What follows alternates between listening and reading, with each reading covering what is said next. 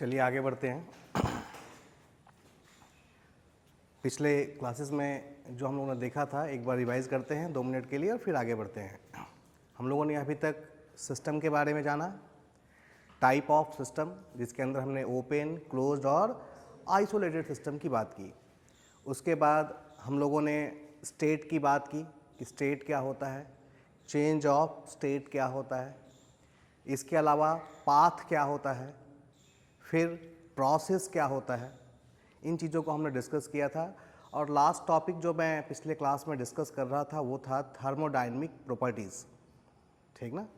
हम लोगों ने थर्मोडायनेमिक प्रॉपर्टीज़ को डिस्कस किया था और देखा था कि ये जो थर्मोडायनेमिक प्रॉपर्टीज़ हैं ये 2 तरह की हैं। एक को हम लोगों ने इंटेंसिव प्रॉपर्टी कहा था और दूसरे को हम लोगों ने एक्सटेंसिव प्रॉपर्टी कहा था। इंटेंसिव प्रॉपर्टीज़ वो थी जो इंडिपेंडेंट थी, आज़ाद थी, किससे? मास और साइज से, यानी जिसकी वैल्यू के ऊपर मास का और साइज का कोई अंतर ना आए, उनको हम लोगों ने इंटेंसिव कहा था। और जो जिसकी वैल्यू मास और साइज के ऊपर निर्भर करे उस प्रॉपर्टीज़ को हम लोगों ने क्या कहा था? एक्सटेंसिव प्रॉपर्टी कहा था। इंटेंसिव प्रॉपर्टी के हमने देखा था एग्जाम्पल में प्रेशर था हमारा। हमने एग्जाम्पल भी दिया था कि एक एक बलून के अंदर हवा भर लो और फिर उस बलून को बीच से मोड़ दो तो बलून 2 भाग में बट जाएगा, लेकिन दोनों में प्रेशर क्या रहेगा? एक समान रहेगा। साइज तो उनके छोटे बड़े हो गए, बावजूद इसके प्रेशर की वैल्यू क्या रही? एक समान रही। इसलिए प्रेशर जो है वो मास और साइज के ऊपर निर्भर नहीं करता, इसलिए वो किस कैटेगरी में आएगा? Intensive property. दूसरा था टेम्परेचर। मैंने कहा था कि पहले इसको हम 100 डिग्री तक गर्म कर दें और गर्म करने के बाद इसको क्या करें? 2 भाग में तोड़ दें। तो अब दोनों, इसका मास और इसका मास क्या हो गया? अलग हो गया। साइज क्या हो गया? अलग होगा। बट क्या चीज़ चेंज नहीं हुई? टेम्परेचर। जो 100 डिग्री सेंटीग्रेड पहले जब साथ में थे, जब 100 डिग्री था, अब जब दोनों को हम अलग कर देंगे, बावजूद इसके मास और साइज तो अलग हो गया, लेकिन टेम्परेचर अभी भी कितना है? 100 डिग्री सेंटीग्रेड। ये चीज़ बताती है कि टेम्परेचर किस तरह की प्रॉपर्टी है? इंटेंसिव प्रॉपर्टी, क्योंकि इसको मास और साइज से कोई लेना देना नहीं। बात समझ में आ रही? यहाँ तक हम लोगों ने डिस्कस किया था। इसी डिस्कशन को थोड़ा कुछ समय के लिए आगे बढ़ाएंगे, थोड़ा डीप में जानेंगे इंटेंसिव और एक्सटेंसिव प्रॉपर्टी को, और फिर हम लोग आगे प्रोसीड करेंगे, ठीक ना। तो पहले देखते हैं इंटेंसिव प्रॉपर्टीज। इंटेंसिव प्रॉपर्टी के अंदर हमारा क्या कहता है भाई? प्रेशर, ठीक ना, उसके बाद टेम्परेचर, विस्कोसिटी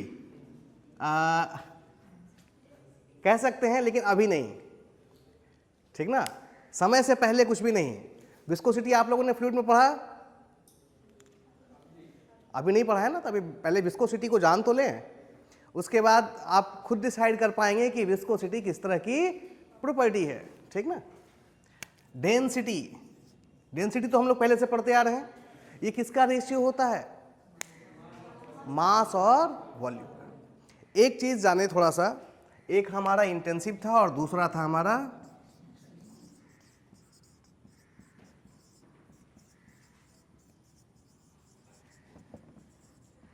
कॉम्पिटिटिव एग्जाम को पॉइंट ऑफ व्यू से देखें तो यहां से बार बार क्वेश्चन आता है। जो कॉम्पिटिटिव एग्जामिनेशंस होते हैं उनमें एक क्वेश्चन यहां से बार बार अपने आप को रिपीट करता है। आपको 4 ऑप्शन दे के पूछता है विच वन इज एक्सटेंसिव या विच वन इज इंटेंसिव, ठीक ना। और उसमें सबसे इंपॉर्टेंट होता है ये टर्म डेंसिटी, ठीक है। क्यों भाई, क्यों इंपॉर्टेंट है समझते हैं इसको। क्योंकि डेंसिटी को हमने किस कैटेगरी में रखा है? इंटेंसिव प्रॉपर्टी, ठीक। अच्छा, इसको समझने के लिए पहले इसको जाने। एक्सटेंसिव प्रॉपर्टी किसको बोला गया भाई?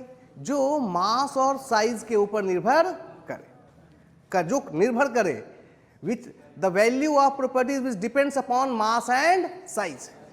जिस प्रॉपर्टी की वैल्यू मास और साइज के ऊपर निर्भर करे उसे ही हम क्या कहते हैं? Extensive properties. लाइक मास, मास तो है, मास के ऊपर निर्भर करेगा। वॉल्यूम, वॉल्यूम भी किसके ऊपर निर्भर करता है? मास के ऊपर निर्भर करता है। एनर्जी, एनर्जी आप लोगों ने पढ़ा है पहले, E is equal to mc square. यहां पर दिख रहा है कि E डायरेक्टली प्रोपोर्शनल है किसके? मास के। बात समझ में आ रही है? यानी एनर्जी किसके ऊपर निर्भर कर रहा है? मास के ऊपर निर्भर कर रहा है। तो ये सारे, मास हो गया, वॉल्यूम हो गया, एनर्जी हो गया, ये सब क्या है? एक्सटेंसिव प्रॉपर्टी के एग्जाम्पल है। इसके अलावा मैंने कुछ प्रॉपर्टीज और भी बताई थी आपको, जिसमें था आपका इंथैल्पी। एच से क्या है? जानेंगे ये प्रॉपर्टी क्या है, इसी थर्मोडायनेमिक्स में जानेंगे, ठीक ना। इसके अलावा एस, एंट्रोपी। एच किसके लिए है? इंथैल्पी के लिए, और एस किसके लिए है? एंट्रोपी के लिए। बात समझ में आ रही है? तो ये हमारी इंटेंसिव प्रॉपर्टी और ये हमारी एक्सटेंसिव प्रॉपर्टी। ना अब समझें, जिस भी एक्सटेंसिव प्रॉपर्टी के सामने एक खास वर्ड लग जाए, उसका नाम, उस वर्ड का नाम है क्या? स्पेसिफिक। ये स्पेसिफिक वर्ड किसके सामने लगे?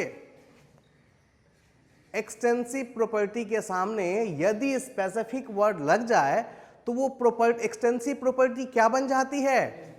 इंटेंसिव में कन्वर्ट हो जाती है। अब ऐसा क्यों होता है भाई? समझिए इसको। स्पेसिफिक वर्ड जब भी हम यूज करते हैं तो किसी क्वांटिटी को हम क्या करते हैं? यूनिट मास से क्या करते हैं? डिवाइड कर देते हैं। यूनिट मास से क्या कर देते हैं? भाग दे देते हैं। जैसे अगर हम बात करें वॉल्यूम की, ठीक ना, वॉल्यूम किस तरह की प्रॉपर्टी है भाई? एक्सटेंसिव प्रॉपर्टी, यानी इसकी वैल्यू मास पे डिपेंड करती है। अब अगर हम वॉल्यूम के सामने क्या लगा दें? स्पेसिफिक। अब ये क्या टर्म हो जाएगा? Specific volume. तो क्या करेंगे भाई? वॉल्यूम तो है, और जैसे ही स्पेसिफिक लगेगा वॉल्यूम को किससे डिवाइड कर देंगे? मास से डिवाइड कर देंगे। बात समझ में आ रही है? तो वॉल्यूम पर यूनिट मास को ही हम क्या कहते हैं?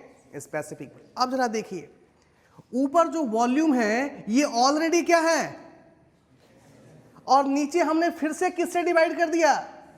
मास क्या है? Extensive property. मास को ऑलरेडी कहां रखा गया है? Extensive property. तो ऊपर तो एक्सटेंसिव था ही, और नीचे भी हमने किससे डिवाइड कर दिया? एक्सटेंसिव। इसलिए अब ये ओवरऑल प्रॉपर्टी क्या बन जाती है? इंटेंसिव बन जाती है। अगर ऊपर भी एक्सटेंसिव प्रॉपर्टी हो और उसको नीचे भी हम एक्सटेंसिव प्रॉपर्टी से डिवाइड कर दें तो ये होल प्रॉपर्टी क्या बन जाती है? इंटेंसिव प्रॉपर्टी बन जाती है।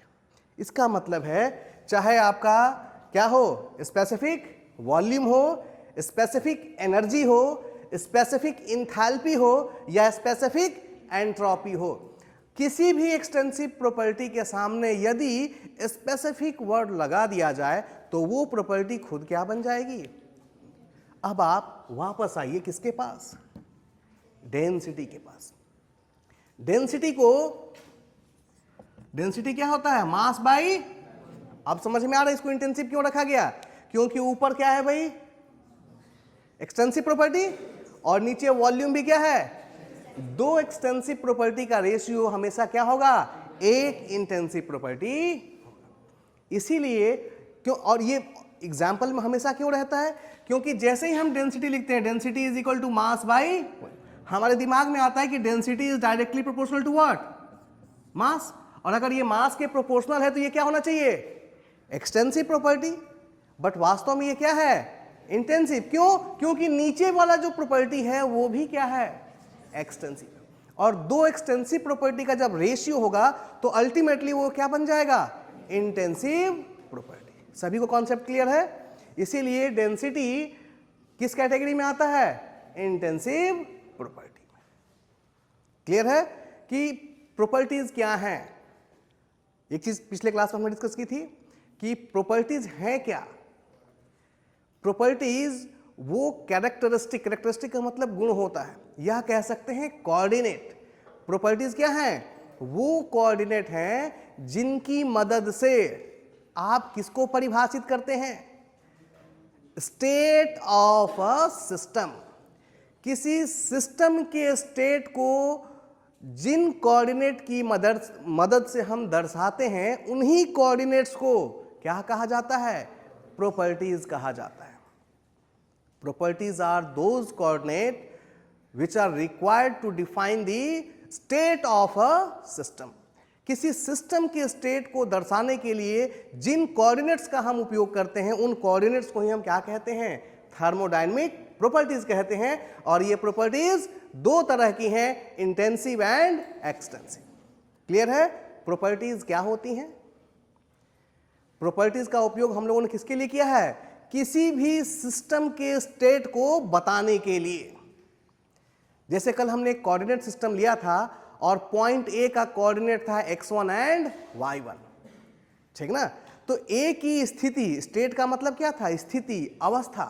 ए की अवस्था को किसकी मदद से दर्शाया था हमने? कोऑर्डिनेट की मदद से। अब अगर हम ए को सिस्टम मान लें, ए को क्या मान लें? सिस्टम मान लें, तो ए की अवस्था को किससे दिखाएंगे? कोऑर्डिनेट की मदद से। और थर्मोडायनेमिक सिस्टम में जो कोऑर्डिनेट है वो क्या है? प्रेशर है, वॉल्यूम है और टेम्परेचर है। थर्मोडायनेमिक कोऑर्डिनेट सिस्टम में आएंगे तो यहां जो कोऑर्डिनेट होंगे वो x1 y1 ना होकर क्या होंगे? प्रेशर, वॉल्यूम और टेम्परेचर। बात समझ में आ रही है? इसलिए ये जो प्रेशर, वॉल्यूम, टेम्परेचर है, ये वो कोऑर्डिनेट हैं जिनकी मदद से हम किसी भी सिस्टम के स्टेट को रिप्रेजेंट करते हैं या दर्शाते हैं। क्लियर है? और ये प्रॉपर्टीज कितनी है? दो, इंटेंसिव एंड एक्सटेंसिव। इंटेंसिव का मतलब है, इंटेंसिव प्रॉपर्टीज वो प्रॉपर्टीज हैं which are independent of mass and size, यानी जिसकी वैल्यू मास और साइज के ऊपर निर्भर ना करे।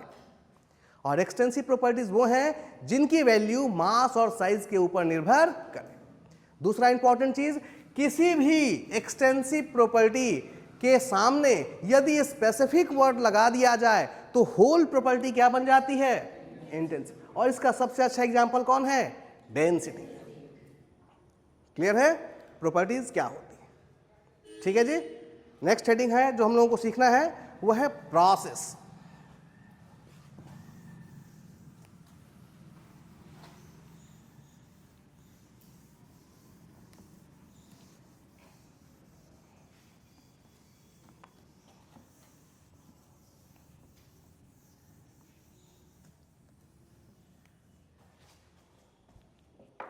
नेक्स्ट जो हमें सीखना है वो है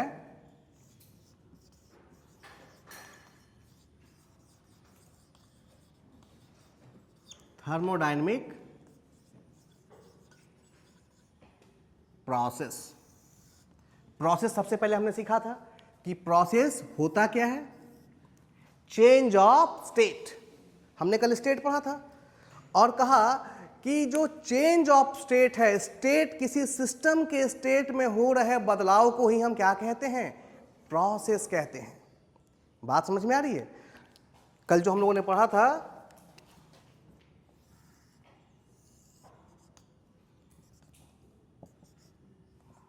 यहां था पॉइंट ए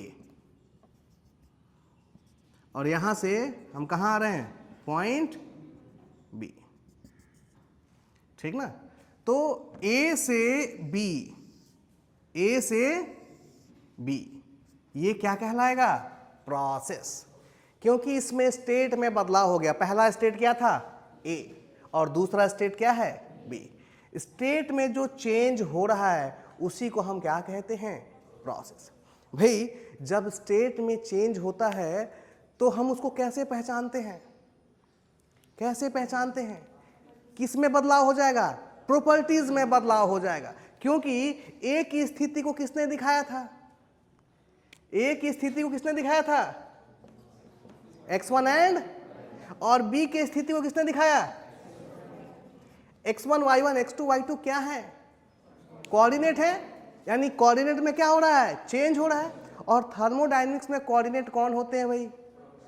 प्रेशर, वॉल्यूम और टेम्परेचर। और प्रेशर, वॉल्यूम, टेम्परेचर क्या है? प्रॉपर्टीज। यानी चेंज ऑफ स्टेट में किस में बदलाव आएगा? प्रॉपर्टीज में बदलाव आएगा। यदि प्रॉपर्टी में चेंज हो रहा है तो उसे हम कहेंगे चेंज ऑफ स्टेट। ये कोई जरूरी नहीं है कि हर एक प्रॉपर्टी में बदलाव हो, कम से कम कितने में होना चाहिए, एक में भी। यदि एक प्रॉपर्टी में भी चेंज हो जा रहा है, that is called change of state. बात समझ में आ रही है? और हमने बात की थी कि ये जो चेंज ऑफ स्टेट है, यदि ये चेंज ऑफ स्टेट के लिए ए से बी के बीच में कितने पाथ होंगे, इनफाइनाइट। मैं ए से बी इस रास्ते से आया, ये ए से बी इस रास्ते से आए, कोई तीसरा आदमी ऐसे करके आया, तो ए से बी पर आने के कितने रास्ते हैं, इनफाइनाइट हैं। इन सभी को हम कहते हैं पाथ। ये जो रास्ते हैं जिनकी मदद से हम स्टेट चेंज कर सकते हैं, ए से बी आ सकते हैं, इन सभी को हम क्या कह देते हैं, पाथ। और इसी में से कोई पाथ क्या बन जाता है, प्रोसेस। क्यों, कब बन जाएगा पाथ, प्रोसेस कब बनेगा, जब हम ये आइडेंटिफाई कर दें कि नहीं मैं तो ए से बी इसी रास्ते से जाऊंगा, हमारा पाथ क्या हो जाए, फिक्स हो जाए। तो इसी फिक्स पाथ को हम क्या कह देते हैं, प्रोसेस कह देते हैं। बात समझ में आ रही है? तो प्रोसेस क्या है, प्रोसेस एक फिक्स्ड पाथ है, किसके लिए, चेंज ऑफ स्टेट के लिए। स्टेट में जो चेंज हो रहा है उसके लिए जब हम पाथ को फिक्स कर देते हैं, तो उसी फिक्स पाथ को हम क्या कह देते हैं, प्रोसेस कह देते हैं। क्लियर है कि प्रोसेस होता क्या है? अब प्रोसेस में दो चीजें होती हैं। ये ए, इसको कहते हैं प्रारंभिक अवस्था, इनिशियल स्टेट। प्रारंभिक का मतलब initial, A is initial state, और बी क्या है, फाइनल स्टेट। ठीक ना? किसी भी प्रोसेस में कितने पॉइंट हैं, दो इंपॉर्टेंट है। पॉइंट तो बहुत सारे हैं, यहां से यहां तक इनफाइनाइट नंबर ऑफ पॉइंट हैं, लेकिन एक शुरुआती बिंदु है और एक समाप्ति पे अंतिम बिंदु है। इसको कहते हैं इनिशियल और इसको कहते हैं फाइनल। ठीक है ना? प्रोसेस में बेसिकली दो इंपॉर्टेंट पॉइंट है, initial position and final position, या फिर कह सकते हैं initial state and final state. ठीक ना? अब हमें यहां सीखना है प्रोसेस के बाद टाइप ऑफ प्रोसेस। कितने तरह के प्रोसेस हम लोगों को देखने के लिए मिलेंगे। जैसे कि हम लोगों ने प्रॉपर्टीज पढ़ा, वैसे ही हम क्या पढ़ेंगे, प्रोसेस। कितने तरह के प्रोसेस हैं, आइए एक एक करके सभी को देखते हैं।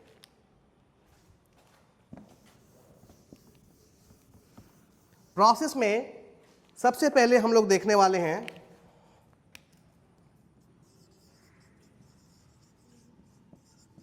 रिवर्सिबल एंड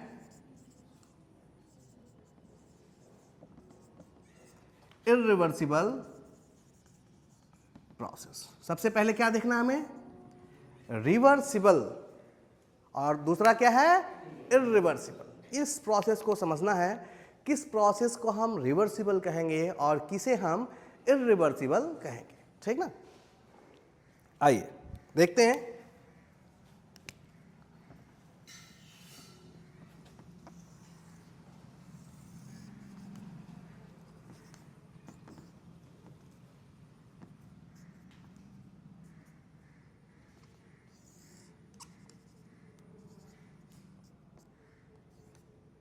हमने एक जनरल प्रोसेस 1 to 2 कंसिडर कर लिया, जिसमें 1 हमारा इनिशियल पोजीशन है और 2 हमारा फाइनल पोजीशन है। ठीक है? और हमें सीखना क्या है, किसे सीखना है, रिवर्सिबल प्रोसेस। रिवर्स का मतलब क्या होता है, रिवर्स हो जाना यानी उल्टा हो जाना, अपनी डायरेक्शन को चेंज कर लेना विपरीत दिशा में, उसी को हम कहते हैं रिवर्स हो जाना। गाड़ियों में देखा है आप लोगों ने, रिवर्स गियर होता है। गाड़ियां बेसिकली आगे चलने के लिए बनी होती हैं, लेकिन कभी कभी उन्हें पीछे भी करना होता है, तो उसके लिए वहां एक रिवर्स गियर दिया होता है ताकि गाड़ी कहाँ आ सके, पीछे आ सके। तो रिवर्सिबल एक ऐसा प्रोसेस है, रिवर्सिबल प्रोसेस एक ऐसा प्रोसेस है जिसमें जब हम दिशा को चेंज कर देते हैं, जब हम डायरेक्शन को रिवर्स कर देते हैं, तो सिस्टम और सराउंडिंग वापस अपने कहां पहुंच जाते हैं, प्रारंभिक अवस्था में पहुंच जाते हैं। ठीक है? अब इसको समझने के लिए आइए थोड़ा सा डीप में समझते हैं। सपोज मैं यहां से चला और यहां पर मेरे पास 10 रुपए थे, ठीक ना। मेरी शुरुआती पोजीशन कहाँ पे थी, 1 पे, और यहाँ पर मेरे पास कितने रुपए थे, 10 रुपए, और मैं खुद को क्या मान रहा हूँ, सिस्टम। मैं क्या हूँ, सिस्टम। बाद बाकी मुझे छोड़ दे तो बाद बाकी सभी कुछ क्या हो जाएगा, यहाँ से 1 से 2 पर जाने पर हमें किराए के रूप में 5 रुपए क्या करने पड़े, खर्च करने पड़े, ठीक ना। यहाँ से मान लो 1 किलोमीटर, 2, 3, 4 और कितने किलोमीटर हैं, 5 किलोमीटर। 1 से 2 के बीच में टोटल डिस्टेंस कितना है, 5 किलोमीटर, और हर 1 किलोमीटर के लिए मुझे कितने पैसे खर्च करने पड़ रहे हैं, 1 रुपए। तो जब मैं यहाँ से यहाँ जाऊँगा तो यहाँ पर मेरे पास कितने रुपए हो जाएंगे भाई, 5 रुपए। अब ये जो 5 रुपए हो गए और मेरे बाद बाकी 5 रुपए कहाँ गए, सराउंडिंग के पास, क्योंकि थर्मोडायनेमिक्स में तो 2 ही लोग हैं, एक मैं हूं और एक सराउंडिंग है। तो जो मैंने 5 रुपए खर्च कर दिए वो किसके पास चले गए, सराउंडिंग के पास। बात समझ में आई। अब यहां पहुंचने के बाद हमने क्या किया, अपना डायरेक्शन क्या कर दिया, क्या कर दिया, रिवर्स कर दिया।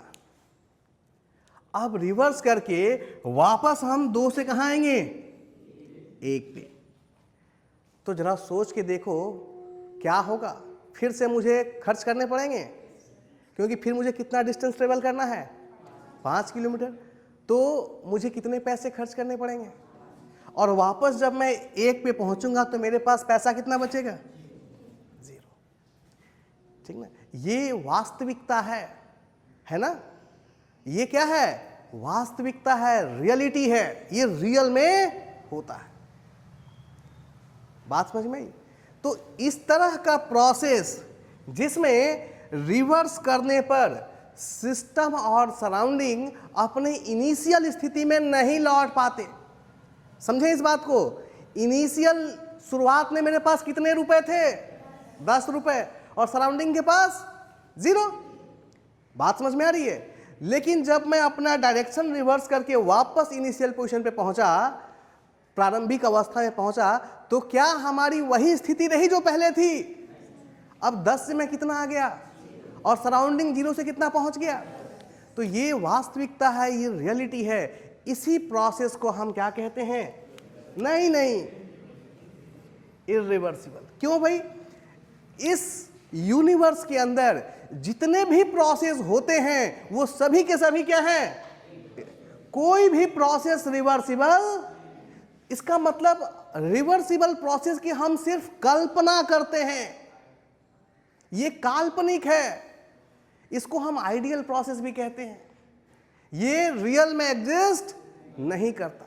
अब समझें, ये प्रोसेस रिवर्सिबल कब होता, जब मैं यहां से यहां आया तो 5 रुपए खर्च हुए, वापस जब मैं यहां से यहां जाए तो यहां से यहां आते समय मैंने सराउंडिंग को दिया था, और वापस जब मैं यहां से यहां जाऊं तो सराउंडिंग क्या करे, वापस वो पैसे रिटर्न कर दे। यानी जब मैं 1 पे पहुंचूं तो फिर से मेरे पास कितना हो जाए, 10 रुपए। यानी मैं फिर से कहां आ गया, अपने प्रारंभिक अवस्था में। शुरुआत में मेरे पास कितने रुपए थे, और सराउंडिंग के पास 0। बात समझ में आई। अगर ऐसा होता है तो प्रोसेस को हम क्या कहेंगे, रिवर्सिबल कहेंगे, ठीक ना। एक ऐसा प्रोसेस जिसमें यदि हम डायरेक्शन को रिवर्स कर दें तो सिस्टम और सराउंडिंग दोनों कहां पहुंच जाएं, अपने इनिशियल, अपने प्रारंभिक अवस्था में पहुंच जाएं, तब जाकर ऐसे प्रोसेस को हम क्या कहेंगे, रिवर्सिबल कहेंगे।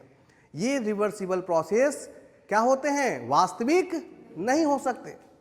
जरा सोच के देखिए, कॉलेज आने के लिए आप ऑटो वाले को 10 रुपए देते हैं सुबह, शाम को छुट्टी में आप फिर से उसी ऑटो पे बैठें, और जब ऑटो वाला आपको उतारे तो आपके 10 रुपए आपको वापस कर दे कि भाई तुमको तो हम यहीं से ले गए थे और यहीं छोड़ रहे हैं, तो हम तो तुमको कहीं लेके गए नहीं, तो तुम अपने 10 रुपए क्या कर लो। अगर ऐसा होता है तो आपका आना और जाना क्या होगा, रिवर्सिबल। लेकिन रियलिटी में क्या है, आने में भी 10 रुपए लगे और जाने में भी 10 रुपए लगे। ये वास्तविकता है ना। तो जितने भी वास्तविक प्रोसेस हैं जो रियल में होते हैं, they all are irreversible process. और जिसकी हम कल्पना करते हैं कि ऐसा होता, वो सारे प्रोसेस क्या है, रियलिटी में ये कभी होने वाले नहीं है। क्लियर है कि रिवर्सिबल क्या होता है और इरिवर्सिबल क्या होता है। कोई भी थर्मोडायनेमिक प्रोसेस, अगर उस थर्मोडायनेमिक प्रोसेस के डायरेक्शन को हम रिवर्स कर दें और फिर वो फाइनल से कहाँ आ जाए, इनिशियल, और इनिशियल पर आने के बाद सिस्टम और सराउंडिंग बिल्कुल कहाँ पहुंच जाए, अपने शुरुआती स्थिति में रिस्टोर्ड हो जाए, तब जाकर ऐसे प्रोसेस को हम क्या कहते हैं, रिवर्सिबल प्रोसेस कहते हैं। और यदि ऐसा नहीं होता तो उस प्रोसेस को हम क्या कहेंगे, इरिवर्सिबल प्रोसेस कहेंगे।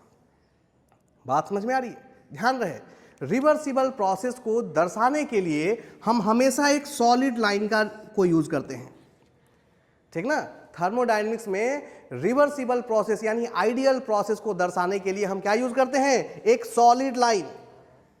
और यदि यही दूसरा प्रोसेस इरिवर्सिबल होता, रिवर्सिबल के लिए सॉलिड लाइन और इरिवर्सिबल के लिए ब्रोकन या डॉटेड लाइन। कैसे पहचाने कि कौन सा रिवर्सिबल है और कौन सा इरिवर्सिबल? यदि डॉटेड लाइन से दिखाया गया है तो उसे हम क्या मानेंगे, इरिवर्सिबल मानेंगे, और यदि सॉलिड लाइन से दिखाया गया है तो उसे हम क्या मानेंगे, रिवर्सिबल मानेंगे। बात समझ में? एक चीज और जाने, यदि हम रिवर्सिबल प्रोसेस की कल्पना करें तो ये कब संभव है? रिवर्सिबल प्रोसेस रिवर्सिबल प्रोसेस तब हो सकता है जब ये प्रोसेस क्या हो, बहुत ज्यादा स्लो हो। इतना ज्यादा स्लो हो कि यहां से यहां तक हमने बताया कितने पॉइंट हैं, 1 से 2 के बीच में, 1 से 2 के बीच में कितने पॉइंट हैं, इनफाइनाइट है। ये प्रोसेस इतना स्लो होना चाहिए कि जब हम यहां से यहां आए तो हमें कोई बदलाव महसूस ना हो, और ये बिंदु इस बिंदु के साथ किस अवस्था में हो, साम्य अवस्था में। साम्य अवस्था पढ़ा है, इक्विलिब्रियम स्टेट पढ़ा है पहले। इक्विलिब्रियम, तराजू देखा है, तराजू एक तरफ वजन रखता है और एक तरफ सब्जी रखता है, फिर उठा करके क्या करता है, देखता है। जब दोनों आपस में क्या हो जाएं, बराबर हो जाएं, तो उसको कहते हैं क्या, इक्विलिब्रियम स्टेट। बात समझ में आ रही है? केमिस्ट्री में भी इक्विलिब्रियम स्टेट पढ़ा होगा, जहां केमिकल रिएक्शन क्या हो जाए, रुक जाए, उस अवस्था को हम इक्विलिब्रियम या फिर साम्य अवस्था कहते हैं। बात समझ में आ रही है? तो हर बिंदु दूसरे बिंदु के साथ किस में हो, इक्विलिब्रियम स्टेट में हो। यानी यहां से यहां आए तो हमें कोई बदलाव महसूस ना हो, ये इसके साथ इक्विलिब्रियम में, ये इसके साथ, ये इसके साथ, ये सब बिंदु एक दूसरे के साथ क्या हो, इक्विलिब्रियम स्टेट में हो। तभी जाकर के जब रिवर्स जाएंगे ना तो प्रोसेस अपने फिर से कहां पहुंच जाएगा, पॉइंट 1, क्योंकि हर एक बिंदु क्या है, इक्विलिब्रियम स्टेट में। इसी रिवर्सिबल प्रोसेस को हम एक दूसरे नाम से भी जानते हैं, जिसे हम कहते हैं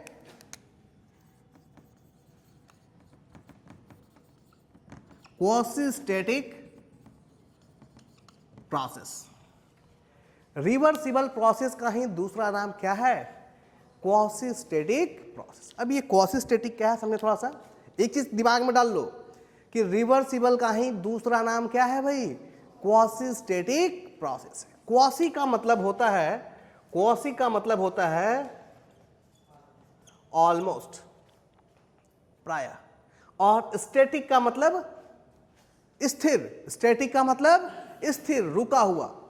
यानी एक ऐसा प्रोसेस जिसे देखने पर क्या लगे, हमेशा क्या लगे कि वो प्रोसेस आगे नहीं बढ़ रहा है, वो प्रोसेस क्या है, रुका हुआ। और ऐसा कब होगा, ठीक ना, ऐसा कब होगा, जब प्रोसेस क्या हो, इनफाइनाइटली क्या हो, स्लो हो। क्वासी-स्टैटिक प्रोसेस की खासियत यह है कि वो प्रोसेस क्या होता है, इनफाइनाइटली स्लो। यानी मुझे 1 मीटर का डिस्टेंस तय करने में 3 साल का समय लग जाए। बात समझ में आ रही है? मुझे कितनी दूरी तय करनी है, 1 मीटर, और समय 3 साल लग रहा है। इसका मतलब मेरी स्पीड कितनी होगी, इनफाइनाइटली स्लो होगी। और जिस प्रोसेस की रफ्तार बहुत ही ज्यादा स्लो हो, इनफाइनाइटली स्लो हो, उसी को हम क्या कहते हैं, क्वासी-स्टैटिक। क्वासी का मतलब ऑलमोस्ट और स्टैटिक का मतलब रुका हुआ। यानी इतना स्लो हो कि जब भी हम देखें तो वो प्रोसेस हमें क्या दिखे, रुका हुआ दिखे, चलता हुआ ना दिखे। बात समझ में आ रही है? क्वासीस्टेटिक प्रोसेस क्या होता है?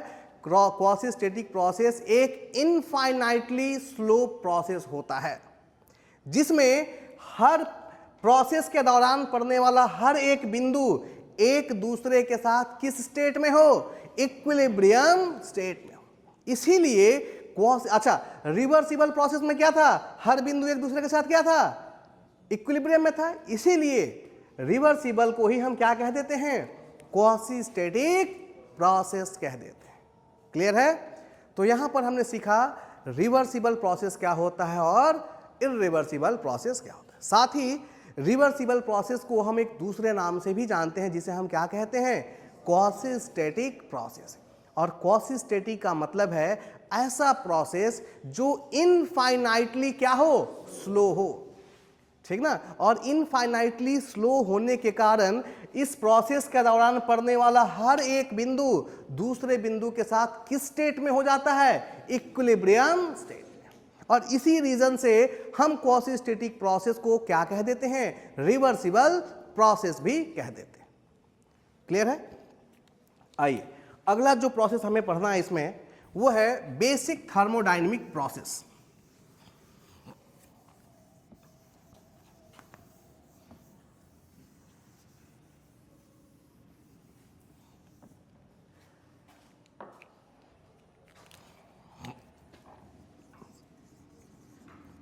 बेसिक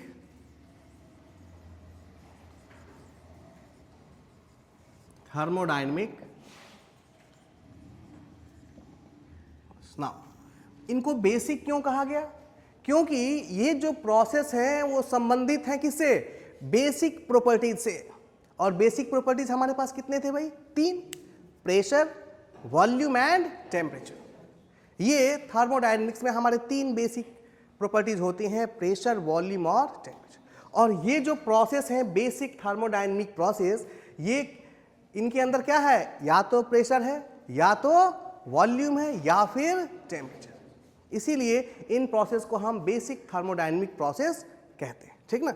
आइए एक एक करके देखते हैं। इसमें हमारे पास 3 प्रोसेस हैं। सबसे पहला हम देखते हैं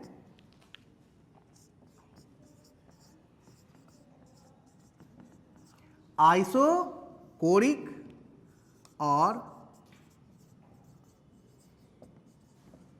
आइसोमेट्रिक प्रोसेस। ठीक ना? पहला प्रोसेस जो हम देख रहे हैं इसे हम लोग क्या कहते हैं? आइसोकोरिक या फिर आइसोमेट्रिक। इसको अगर हम सिंपल रूप में कहें तो आइसोकोरिक का मतलब होता है और कांस्टेंट वॉल्यूम प्रोसेस। ठीक है? एकदम आसान भाषा में कहें तो इसको क्या बोलेंगे? Constant volume process. यानी एक ऐसा प्रोसेस जिसमें क्या कांस्टेंट हो? वॉल्यूम कांस्टेंट हो। ठीक है? आइसोकोरिक एक ऐसा प्रोसेस है जिसमें क्या कांस्टेंट रहेगा? या फिर आइसोमेट्रिक एक ऐसा प्रोसेस होगा जिसमें क्या कांस्टेंट रहेगा? That is V is equal to constant. ठीक है? अब अगर कोई कहे कि आइसोमेट्रिक प्रोसेस क्या है या आइसोकोरिक प्रोसेस क्या है, तो यह एक ऐसा थर्मोडायनेमिक प्रोसेस है जिसके दौरान वॉल्यूम कांस्टेंट रहता है। बात समझ में आ रही है? ये एक ऐसा थर्मोडायनेमिक प्रोसेस है जिसके दौरान क्या कांस्टेंट रहता है? वॉल्यूम कांस्टेंट रहता है। क्लियर है? यहां पर एक चीज जो सबसे इंपॉर्टेंट है और सीखने के लिए है पूरे थर्मल इंजीनियरिंग में, वो है डायग्राम्स। ठीक ना? अगर आप डायग्राम के बारे में सही से नहीं जानते, डायग्राम को पढ़ना सही से नहीं जानते, तो पूरे थर्मल इंजीनियरिंग में आपको दिक्कत होने वाली है। क्योंकि ये पूरा जो सिस्टम है थर्मल का, ये डायग्राम्स के ऊपर बेस्ड है। तो डायग्राम्स की ABCD बहुत सारे लोग जानते हैं, बट मैं 2 मिनट बताना चाहता हूँ कि कैसे हम लोग उसको पढ़ते हैं। एकदम बेसिक चीज़ों को थोड़ा सा बताना चाहता हूँ कि जिनको नहीं आता है वो उसको जाने और तब आगे बढ़े। ठीक ना?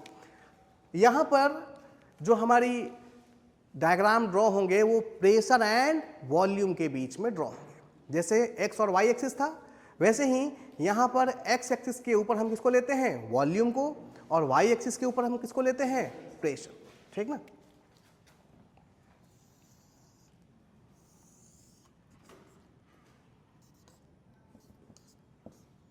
प्रेशर एंड वॉल्यूम, ठीक है। अब इसको अब हम कहते हैं पीवी डायग्राम। क्या कहते हैं, पीवी डायग्राम, ठीक ना।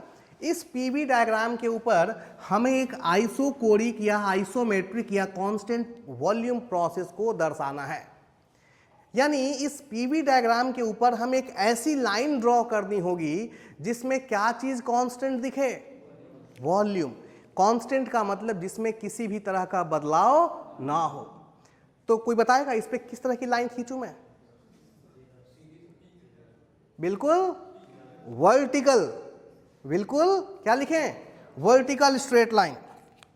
यहां पर कहीं भी अगर हम ऐसा लाइन खींच दें तो ये लाइन किसको रिप्रेजेंट करेगा, कांस्टेंट वॉल्यूम। अब क्यों भाई, ये बहुत बेसिक होता है लेकिन बहुत सारे लोग इस चीज को समझते नहीं है और बाद में दिक्कत आती है, समझे।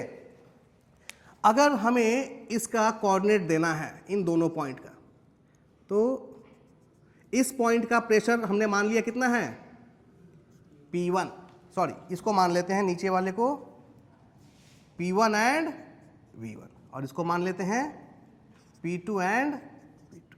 जरा ध्यान से देखेंगे, मैं कुछ बताना चाह रहा हूं यहां पे। इस पॉइंट के लिए अगर आप देखेंगे तो ये पॉइंट है क्या, V1, ठीक है। और ये है, जब भी हमको प्रेशर देखना हो तो हम प्रेशर एक्सिस के ऊपर देखेंगे, और जब भी हमें वॉल्यूम देखना हो तो किस एक्सिस के ऊपर, वॉल्यूम एक्सिस के ऊपर देखेंगे।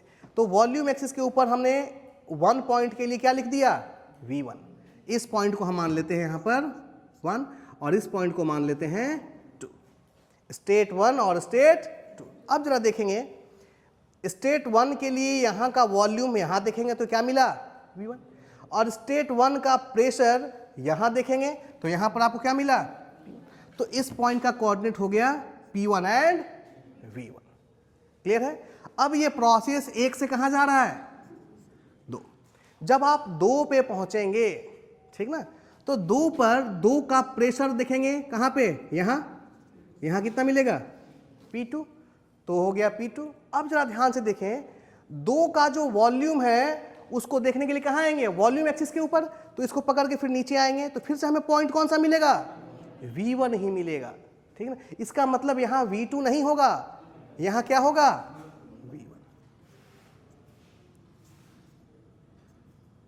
बात समझ में। अब ये कोऑर्डिनेट क्या हुए, सही हुए। अब जरा देखिए, अब यहां क्या लिख सकते हैं, जरा ध्यान से देखें। 1 से 2 में किस चीज में बदलाव हो गया, प्रेशर में। प्रेशर P1 से क्या बन गया, लेकिन किस में बदलाव नहीं हुआ, वॉल्यूम। 1 पे भी वॉल्यूम V1 था और 2 पे भी वॉल्यूम कितना है, V1 ही है। या फिर आप ऐसे कह सकते हैं कि V1 किसके बराबर है, V2 के बराबर है, और that is equal to V। तो जब V1 किसके बराबर हो जाए, V2 के, इसका मतलब V क्या है, कांस्टेंट है। V1 किसके बराबर, V2। भाई V1 V2 बराबर हैं, इसका मतलब इनमें कोई बदलाव, कोई चेंज नहीं हुआ। और चेंज कब नहीं होगा, जब V खुद क्या होगा, एक कांस्टेंट होगा। तो कांस्टेंट वॉल्यूम लाइन को हमेशा किससे दिखाते हैं, पीवी डायग्राम के ऊपर एक वर्टिकल लाइन से। बात समझ में आ रही है। और 1 2 को कैसे पढ़ेंगे भाई, 1 का कोऑर्डिनेट P1 V1 और 2 का कोऑर्डिनेट P2 V2 होना चाहिए था, लेकिन V2 किसके बराबर है, V1। बात समझ में आ रही है, यहां लिख सकते हैं आप, कोई दिक्कत नहीं है, इसको V2 लिख सकते हैं। बट क्या है भाई, V1 और V2 क्या है, V1 किसके बराबर है, V2 के बराबर है। इसलिए V1 किसके बराबर है, V2 के, इसलिए V क्या है, V क्या है, जब V1 किसके बराबर हो जाए, V2 के, यानी V1 V2 में कोई अंतर नहीं रहे, इसका मतलब V क्या है, कांस्टेंट, वॉल्यूम क्या है, कांस्टेंट। और ऐसे ही प्रोसेस को हम क्या कहते हैं, कांस्टेंट वॉल्यूम प्रोसेस, या फिर आइसोकोरिक या फिर आइसोमेट्रिक प्रोसेस। क्लियर है। चलिए ये था आपका फर्स्ट बेसिक प्रोसेस जो किस पे आधारित था, वॉल्यूम। कौन सी प्रॉपर्टी के ऊपर बेस्ड था ये, वॉल्यूम। अगला जो प्रोसेस हम लोग पढ़ने वाले हैं वो बेस्ड है प्रेशर के ऊपर।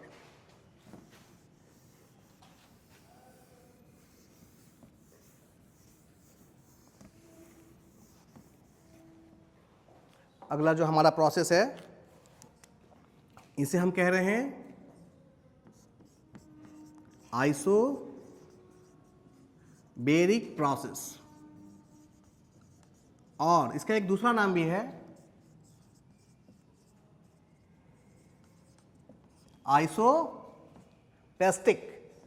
आइसोपेस्टिक प्रोसेस, और क्या लिख सकते हैं, कांस्टेंट प्रेशर प्रोसेस। इसको कैसे रिप्रेजेंट करेंगे, P is equal to constant. यानी एक ऐसा प्रोसेस, एक ऐसा थर्मोडायनेमिक प्रोसेस जिसमें क्या चीज कांस्टेंट हो, प्रेशर हमारा कांस्टेंट हो, प्रेशर स्थिर हो। यानी प्रोसेस के दौरान किस चीज में बदलाव ना हो, प्रेशर में कोई बदलाव ना हो। ऐसे प्रोसेस को ही हम कांस्टेंट प्रेशर प्रोसेस या फिर आइसोबेरिक प्रोसेस या फिर आइसोपेस्टिक प्रोसेस कहते हैं। ठीक है, अब जब हम इसे रिप्रेजेंट करेंगे किसके ऊपर, पीवी डायग्राम के ऊपर।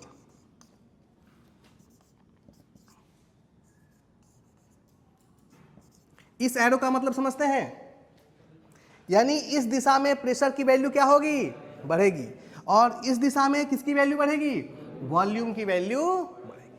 अब यहां पर हमें एक ऐसी लाइन ड्रॉ करनी है जिसमें क्या चीज चेंज ना हो, आप बताएं कैसे ड्रॉ करें, हॉरिजेंटल लाइन। बात समझ में आ रही है। अगर हम एक ऐसा लाइन ड्रॉ कर दें 1 and 2, अब जरा देखिए 1 का कोऑर्डिनेट लिख के दिखाइए। अगर इस पॉइंट 1 का कोऑर्डिनेट लिखें तो ये वॉल्यूम एक्सिस है, तो यहां पर आएगा 1 के लिए V1, और ये प्रेशर एक्सिस है तो 1 के लिए यहां पर क्या आएगा, P1। ठीक है, 2 के लिए लिखें, अगर पॉइंट 2 के लिए वॉल्यूम एक्सिस के ऊपर कौन सा पॉइंट आएगा, V2, और प्रेशर एक्सिस के ऊपर कहां आएगा, 2 भी कहां आएगा, जहां 1 था वहीं क्या आ रहा है, 2। यानी P1 किसके बराबर है, यहां पर लिखेंगे P1 V1 और यहां लिखेंगे P2 V2। लेकिन P1 किसके बराबर हो गया है, P2 के बराबर हो गया।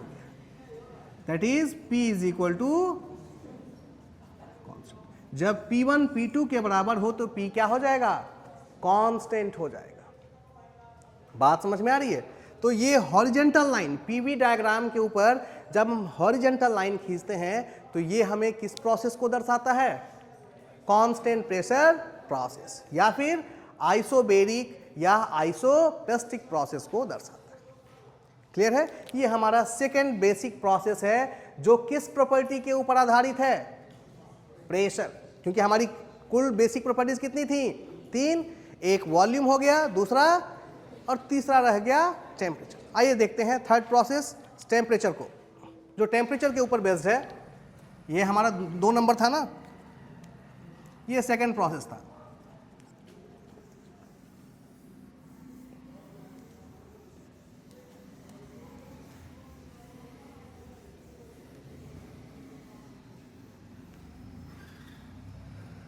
हमारा तीसरा प्रोसेस है, थर्ड प्रोसेस जो हमारा है उसे हम कहते हैं isothermal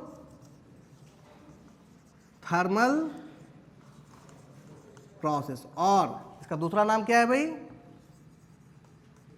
constant temperature process. That is T is equal to constant. तीसरा जो बेसिक प्रोसेस है हमारा वो किसके ऊपर बेस्ड है, टेम्परेचर के ऊपर बेस्ड है। और इस प्रोसेस के दौरान क्या चीज़ कांस्टेंट रहती है, टेम्परेचर। इस प्रोसेस का नाम क्या है, आइसोथर्मल प्रोसेस। ठीक है। अब इस प्रोसेस को भी हमें किसके ऊपर दर्शाना है, पीवी डायग्राम के ऊपर, प्रेशर वॉल्यूम डायग्राम के ऊपर।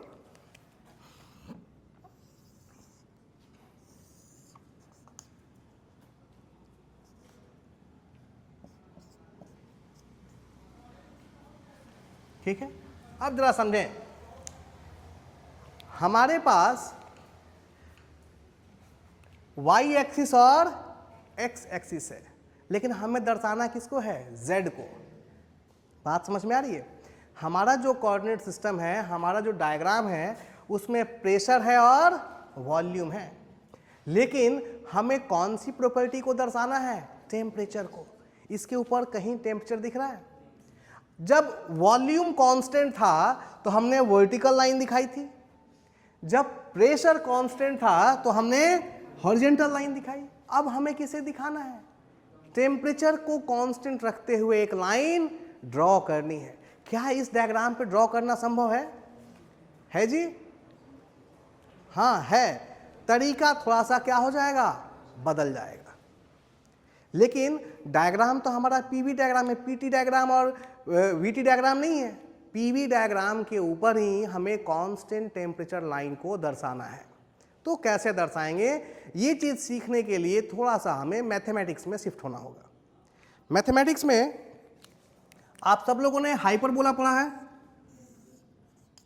हाइपरबोला पढ़ा है? हाइपरबोला पढ़ा है? कोई बात नहीं, अभी हाँ अभी पढ़ेंगे, मैथमेटिक्स में हाइपरबोला पढ़ेंगे, ठीक ना। हाइपरबोला के अंदर एक खास, एक अलग तरह का हाइपरबोला होता है, special type, that is called rectangular. क्या होता है?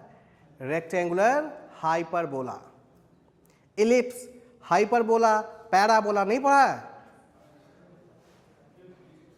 आकृति होती हैं, इसे क्या कहते हैं भाई? इस डायग्राम को क्या कहते हैं? एलिप्स कहते हैं। ये सब पढ़ा नहीं है? पैराबोला, इलिप्स, हाइपरबोला, इसमें दो एक्सिस होती हैं, मेजर एक्सिस और माइनर एक्सिस। ये सब मैथमेटिक्स में है, ठीक ना, क्लास 10th में।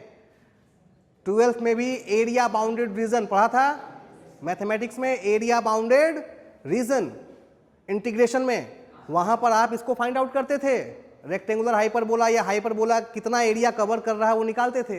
एरिया बाउंडेड रीजन पढ़ा है ना, ठीक ना। तो इसमें एक रेक्टेंगुलर हाइपरबोला होता है, स्पेशल केस, जिसको डायग्राम, जिसका डायग्राम कुछ इस तरह का होता है, इस तरह का होता है, ठीक ना। ये जो कर्व है, ये इस एक्सिस को, और ये अगर सपोज ये वाई एक्सिस है और ये एक्स एक्सिस है, तो इसको ये कहाँ टच करता है? इन्फिनिटी पे जाकर के। ये जो कर्व है, ये कर्व एक्स एक्सिस को कहाँ टच करता है? इन्फिनिटी पे जाकर के। और ये जो एक्सिस है वाई एक्सिस, उसको ये कर्व कहाँ जाके टच करता है? इन्फिनिटी पर जाके टच करता है। ये जो कर्व बना है, इसी कर्व का नाम है रेक्टेंगुलर हाइपर, और इसका इक्वेशन होता है xy is equal to C square, ठीक ना। रेक्टेंगुलर हाइपरबोला का मैथमेटिकल इक्वेशन क्या होता है? xy is equal to C square. और इसको हम ऐसे ही ड्रॉ करते हैं। ये एक कर्व लाइन है, ये लाइन कैसी है? कर्व लाइन है, जिसके ये पार्ट एक्सिस को कहाँ पे जाके टच करते हैं? इनफाइनाइट। और ये वाला हिस्सा वाई एक्सिस को कहाँ जाके टच करता है? इनफाइनाइट। इनको एसिम्पटोट्स कहते हैं। अगर कोई कर्व एक्सिस को कहाँ जाके टच करे? इनफाइनाइट पर, तो इनको क्या कहते हैं हम? एसिम्पटोट्स कहते हैं, ठीक ना। रेक्टेंगुलर हाइपरबोला का इक्वेशन होता है xy is equal to C square. बात समझ में आ रही है? अब जरा आए, आइडियल गैस इक्वेशन हम लोगों ने पढ़ा था, PV is equal to mRT, ठीक है। राइट हैंड साइड में मास क्या है? कांस्टेंट है। R क्या है? गैस कांस्टेंट है। बात समझ में आ रही है? राइट हैंड साइड में M भी कांस्टेंट है और R भी क्या है? और आइसोथर्मल प्रोसेस के लिए क्या कांस्टेंट होगा? क्या कांस्टेंट होगा? T भी क्या हो जाएगा? कांस्टेंट। तो फॉर आइसोथर्मल प्रोसेस T भी क्या है, कांस्टेंट। अब ये आइडियल गैस इक्वेशन में यदि हम आइसोथर्मल प्रोसेस का यूज करें तो राइट हैंड साइड में सारे टर्म क्या हैं, कांस्टेंट। यानी अगर 2 गुना 3 गुना 4, 2 भी कांस्टेंट है, 3 भी कांस्टेंट है और 4, कांस्टेंट गुना कांस्टेंट क्या आएगा, हमेशा एक, बताइए 24 आया ना, और 24 क्या है, कांस्टेंट है। यानी 2 कांस्टेंट को मल्टीप्लाई कर दें तो भी क्या रहेगा, कांस्टेंट। 4 कांस्टेंट को मल्टीप्लाई कर दें तो भी क्या रहेगा, कांस्टेंट। कांस्टेंट का स्क्वायर कर दें तो क्या रहेगा, बात समझ में आ रही है। तो PV is equal to MRT के बदले क्या लिख सकते हैं हम, C लिख सकते हैं। C is a constant, C is a constant. अब जरा इक्वेशन देखिए क्या बन गया, PV is equal to C। अब इसको आप कंपेयर कीजिए किससे, इस इक्वेशन से। किसके इक्वेशन से भाई, रेक्टेंगुलर हाइपरबोला के इक्वेशन से। ध्यान दें, राइट हैंड साइड में इधर क्या है, कांस्टेंट का स्क्वायर हमेशा क्या होगा, कांस्टेंट। इसके राइट हैंड साइड में भी क्या है, कांस्टेंट। जब किसी इक्वेशन का राइट हैंड साइड इक्वल हो जाए तो लेफ्ट हैंड साइड भी क्या होगा, यानी x के जगह क्या आ गया, v, y के जगह क्या आ गया, p। बात समझ में आ रही है। अब जो डायग्राम रेक्टेंगुलर हाइपरबोला का, चूंकि मैथमेटिकल इक्वेशन दोनों का क्या है, सिमिलर है, तो जो कर्व का डिजाइन होगा वो भी दोनों का क्या होगा, सिमिलर होगा। बात समझ में आ रही है। इसीलिए आइसोथर्मल प्रोसेस को जब हम PV डायग्राम के ऊपर ड्रॉ करते हैं तो वो उसकी लाइन किसके समान दिखती है, रेक्टेंगुलर हाइपरबोला के समान। बात समझ में आ रही है। तो ये PV डायग्राम है और यहां हमें कौन सी लाइन ड्रॉ करनी है, कौन सी लाइन, आइसोथर्मल की लाइन ड्रॉ करनी है। तो वो लाइन कैसी होगी, ऐसी होगी। क्यों, क्योंकि आइसोथर्मल प्रोसेस का जो मैथमेटिकल इक्वेशन होता है that is similar to the mathematical equation of rectangular hyperbola. इसीलिए चूंकि मैथमेटिकल इक्वेशन सिमिलर है तो दोनों के कर्व का नेचर भी क्या होगा, सिमिलर होगा। इसीलिए हम PV डायग्राम के ऊपर कैसी लाइन ड्रॉ करते हैं, एक कर्व लाइन। बात समझ में आ रही है। अच्छा, इस इक्वेशन को देखें, P is equal to C upon क्या लिख सकते हैं, P। यहां से क्या आता है, P is inversely proportional to V। आया, प्रेशर इनवर्सली प्रोपोर्शनल है किसके, वॉल्यूम के। और ये चीज आप इस कर्व के ऊपर देख सकते हैं, जहां प्रेशर बढ़ेगा वहां वॉल्यूम क्या हो जाएगा, घट जाएगा, और जहां प्रेशर घटेगा वहां वॉल्यूम क्या हो जाएगा, बढ़ जाएगा। क्लियर है। तो इस तरीके से, अच्छा अब ये जो, इसको हम मान लेंगे यहां पे 1 और इसको मान लेंगे 2। ये 1 से 2 कौन सा प्रोसेस हो गया, आइसोथर्मल प्रोसेस। कहीं कहीं इसी आइसोथर्मल प्रोसेस को हम हाइपरबोलिक प्रोसेस के नाम से भी जानते हैं। क्यों भाई, हाइपरबोलिक प्रोसेस क्यों कह देते हैं, क्योंकि इसका नेचर किसके जैसा है, हाइपरबोला के जैसा है। इसीलिए इसी आइसोथर्मल प्रोसेस को हम कहीं कहीं स्थान पर क्या कहते हैं, हाइपरबोलिक प्रोसेस भी कहते हैं। अब इस लाइन का इक्वेशन क्या लिख सकते हैं भाई, T is equal to C, यानी टेम्परेचर क्या है, कांस्टेंट। टेम्परेचर कांस्टेंट का मतलब आइसोथर्मल प्रोसेस। और क्या लिख सकते हैं इस लाइन का equation, PV is equal to, लिख सकते हैं इस लाइन के लिए PV is equal to C लिख सकते हैं। PV is equal to C किसको दिखाएगा, कांस्टेंट टेम्परेचर प्रोसेस को दर्शाएगा।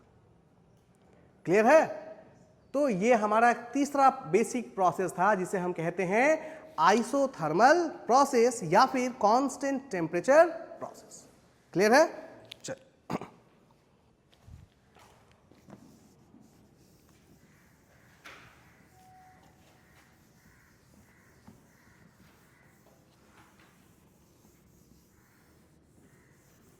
नोट्स के लिए चिंता ना करें, सब कुछ वीडियो में अवेलेबल रहेगा, आप वहां से हर एक पॉइंट को नोट कर सकते हैं एकदम आसानी से।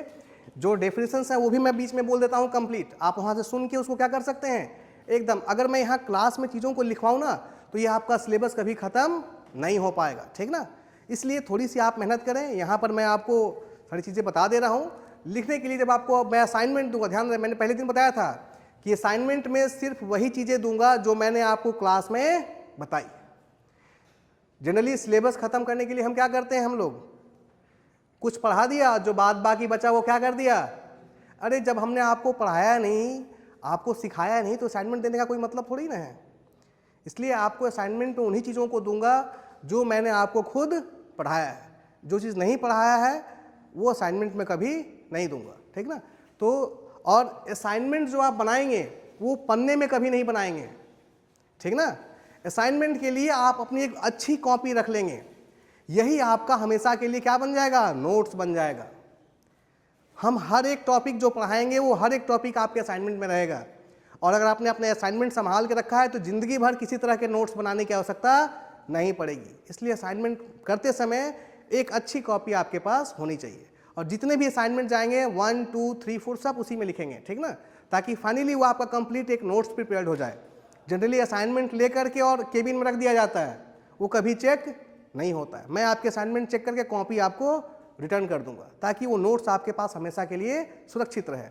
जब भी नोट्स बनाएं अपनी भाषा में बनाएं। मैंने पहले ही बताया था टेक्निकल टर्म भले ही यूज करें लेकिन उसको लिखें किस में, अपने लैंग्वेज में लिखें, ठीक ना। कभी भी किताब से कोई चीज़ ना छापें। किताब से छापेंगे फिर उसको याद करना पड़ेगा। अपनी भाषा में अगर समझ के लिखा है तो उसको कभी याद करने की आवश्यकता नहीं है, ठीक ना।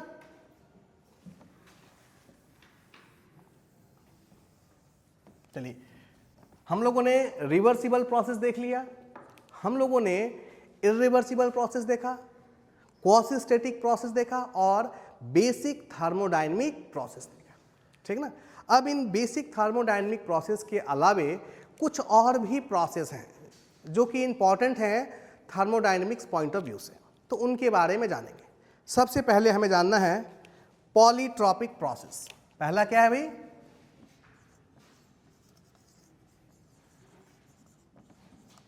पॉलीट्रॉपिक प्रोसेस,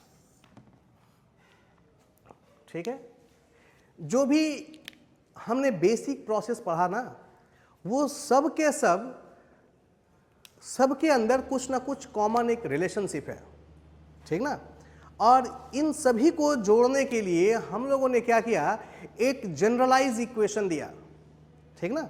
और उस जनरलाइज इक्वेशन के लिए एक जनरलाइज प्रोसेस बना। उसी जनरलाइज प्रोसेस को क्या कहा गया, पॉलीट्रॉपिक प्रोसेस। अभी तक जो हम लोगों ने पढ़ा उसमें V is equal to constant, P is equal to constant और एक क्या था, T is equal to constant. ये तीन चीज़ों के बारे में, इन तीन तरह के प्रोसेस के बारे में हम लोगों ने पढ़ा। ये तीनों प्रोसेस कहाँ से निकल के आए हैं, पॉलीट्रॉपिक प्रोसेस, ठीक ना। ये जो तीनों ही प्रोसेस हैं ये कहाँ से डिराइव हैं, पॉलीट्रॉपिक प्रोसेस। क्यों भाई, इसीलिए पॉलीट्रॉपिक प्रोसेस को एक जनरल प्रोसेस कहा गया, ठीक ना। एक क्या कहा गया, जनरल प्रोसेस, जिससे निकल के ये सारे प्रोसेस हमें मिल जाते हैं। इसको हम अलग तरीके से भी कह सकते हैं, polytropic process is the mother, mother मतलब माता, किसकी है, all the basic thermodynamic processes. क्योंकि ये एक जनरल प्रोसेस है और ये जनरल प्रोसेस एक रिलेशनशिप देती है प्रेशर और वॉल्यूम के बीच में, ठीक ना। इस पॉलीट्रॉपिक प्रोसेस का जो इक्वेशन होता है वो होता है PV to the power n is equal to C, ठीक ना। अब हमें इस जनरल इक्वेशन की आवश्यकता क्यों पड़ी, क्योंकि जितने भी प्रोसेस थे वो बेसिक प्रोसेस थे, वो प्रेशर, वॉल्यूम और टेम्परेचर के बीच में थे। इसीलिए एक जनरल प्रोसेस, एक जनरल इक्वेशन दिया गया जो किनके बीच में हो, प्रेशर एंड वॉल्यूम के बीच में। और उसी जनरल इक्वेशन को कहा गया इक्वेशन ऑफ पॉलीट्रॉपिक प्रोसेस। यहाँ पर P प्रेशर के लिए है, V वॉल्यूम के लिए, C कांस्टेंट के लिए है और ये जो N है n को हम कहते हैं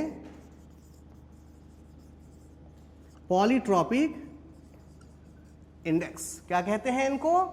पॉलीट्रॉपिक इंडेक्स। n की जो वैल्यू है, n कहां से कहां जाता है?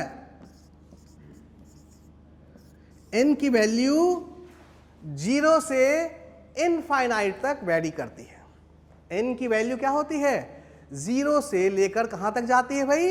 इनफाइनाइट। ये 0 से शुरू होती है, 0 के बराबर भी हो सकती है, 0 से बड़ी या 0 के बराबर, इनफाइनाइट से छोटी या फिर इनफाइनाइट के, यानी n कौन सी वैल्यू ले सकता है? 0 से लेकर इनफाइनाइट तक की कोई भी वैल्यू क्या कर सकता है? ले सकता है। बात समझ में आ रही है? तो polytropic process is the mother of all the basic thermodynamic process and its general equation is PV to the power n is equal to C। ये एक जनरल इक्वेशन दिया गया और इसमें जो n है वो क्या है? पॉलीट्रॉपिक इंडेक्स है, जिसकी वैल्यू 0 से इनफाइनाइट तक वेरी करती है। अब इसी n की अलग अलग वैल्यू के लिए हमें ये प्रोसेस क्या होते हैं? मिलते हैं। n की कुछ वैल्यू रखेंगे तो हमें कोई प्रोसेस मिलेगा, n की वैल्यू 2 रखेंगे तो कोई प्रोसेस मिलेगा, n की वैल्यू 5 रखेंगे तो कोई प्रोसेस मिलेगा, क्योंकि n कितनी वैल्यूज ले सकता है? 0 से इनफाइनाइट के बीच में कोई भी वैल्यू ले सकता है। बात समझ में आ रही है? तो अब हम एक एक करके इस मदर के अंदर n की अलग अलग वैल्यू को रखेंगे और किनको खोजेंगे? V constant, P constant and T constant. ठीक है, चलिए देखते हैं। सबसे पहले हम लोग लेते हैं यहां पर इस पॉलीट्रॉपिक प्रोसेस में n की वैल्यू किसके बराबर लेते हैं? n is equal to 0। ठीक है जी, सबसे पहले क्या ले रहे हैं? चूंकि n जो पॉलीट्रॉपिक इंडेक्स है इसकी वैल्यू 0 से इनफाइनाइट हो सकती है। क्लियर है? तो सबसे पहले n की जो वैल्यू हम ले रहे हैं वो उसको कितना ले रहे हैं? 0। आइए देखते हैं। PV to the power n is equal to क्या है? तो n की वैल्यू कितनी ली है? तो PV to the power n is equal to, हाँ जी आप बताएंगे, v के पावर को कितना कर दिया गया? 0। तो वैल्यू क्या आएगी? हाँ, PV। हाँ जी आप बताइए, किसी भी क्वांटिटी के पावर को यदि हम 0 कर दें तो उसकी वैल्यू कितनी हो जाएगी? 1। ये हम लोगों ने मैथमेटिक्स में सीखा है। मेरा पावर यदि 0 हो जाए तो मेरी वैल्यू कितनी हो जाएगी? 1 हो जाएगी। बात समझ में आ रही है? तो P और V का पावर कितना है? 0। तो V का पावर 0 का मतलब वैल्यू कितनी हो गई? 1 is equal to C, and that is P is equal to C, और P क्या हो गया? कांस्टेंट। बात समझ में आई? P कांस्टेंट का मतलब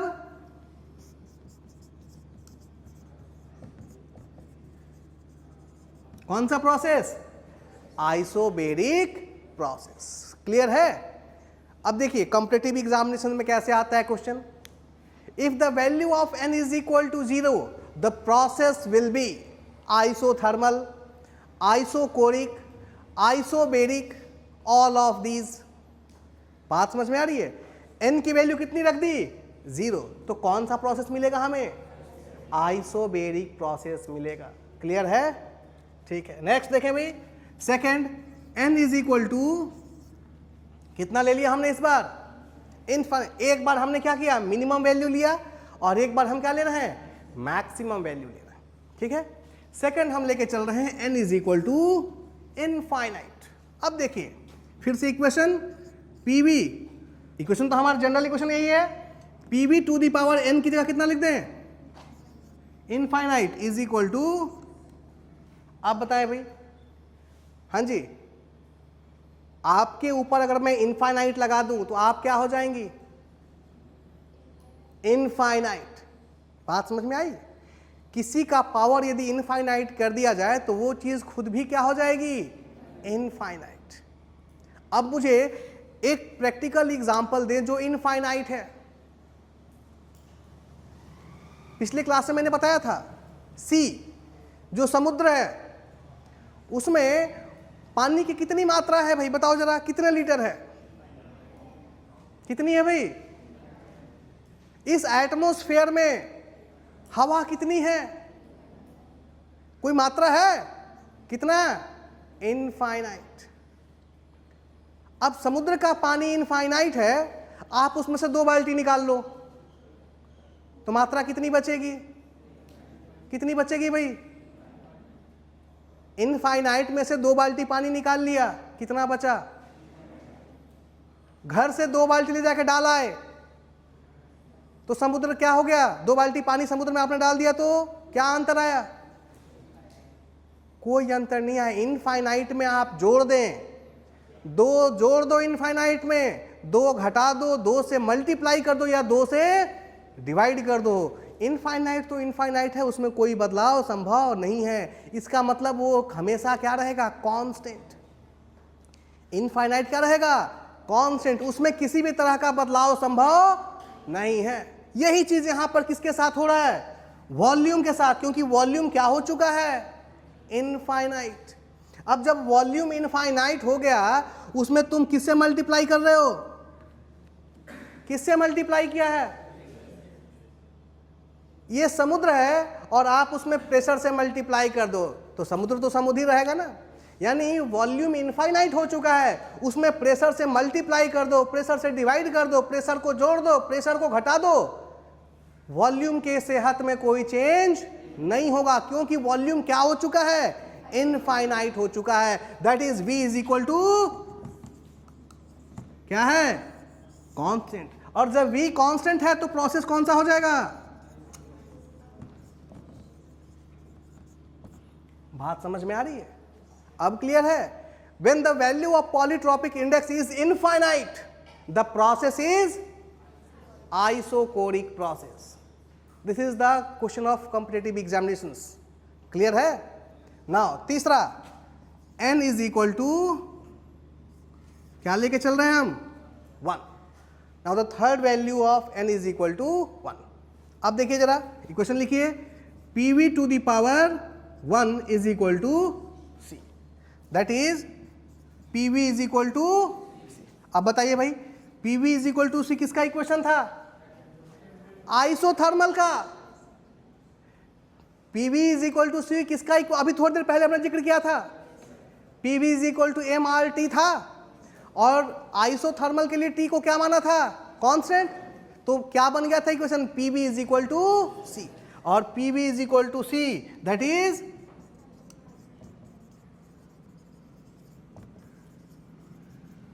आइसोथर्मल प्रोसेस। अब आपके पास सारी वैल्यूज आपको क्लियर हैं, यही 3 था, P, V और T, ठीक ना।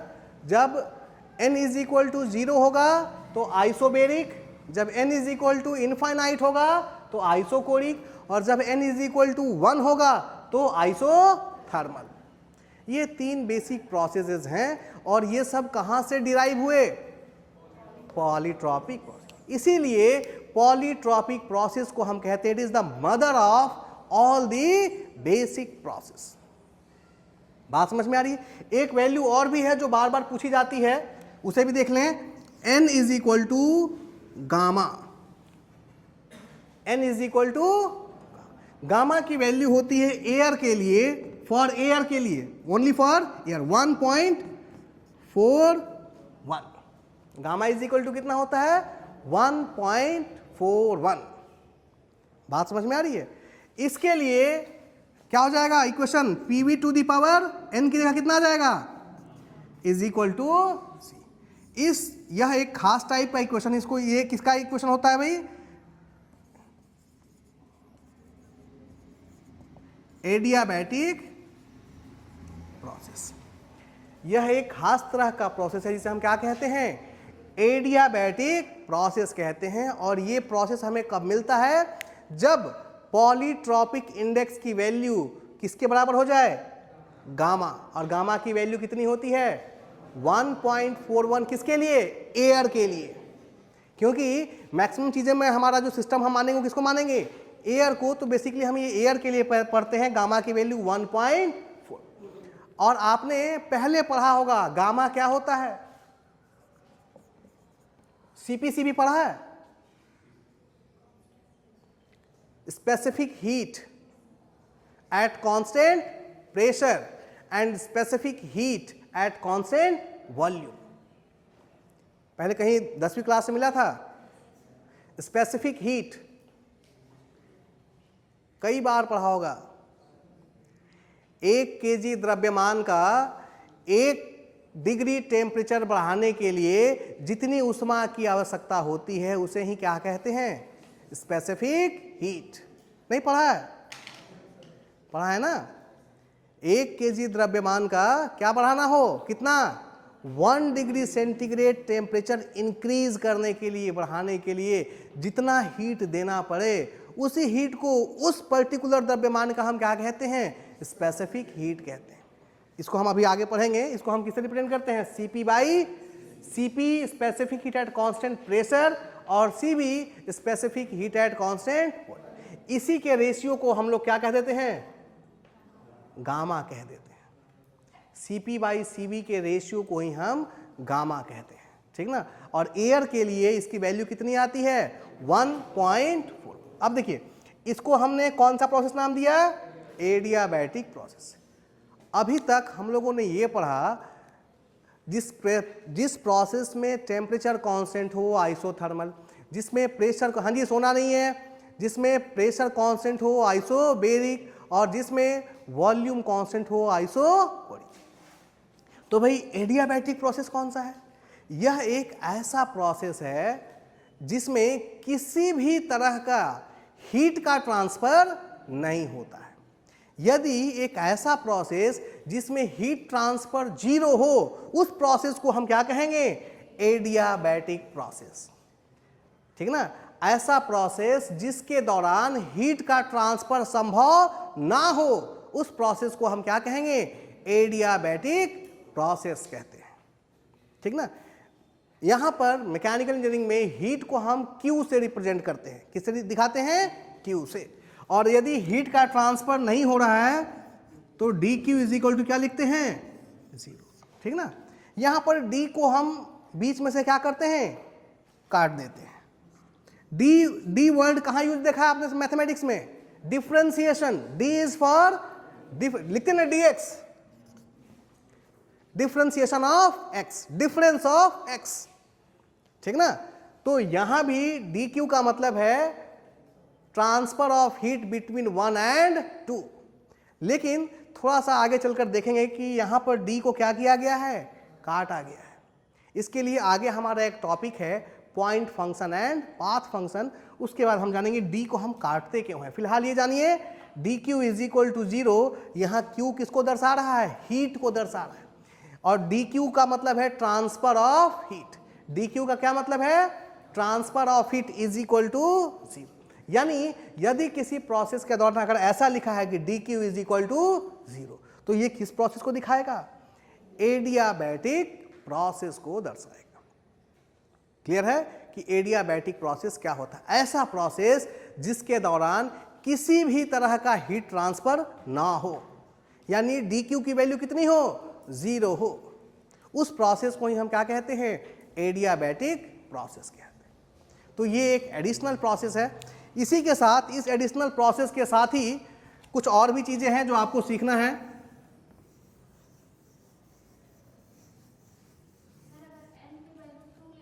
हाँ, आते हैं, थोड़ा सा ध्यान रखिए, आएंगे, 2 भी लेंगे, 3 भी लेंगे, सब लेंगे।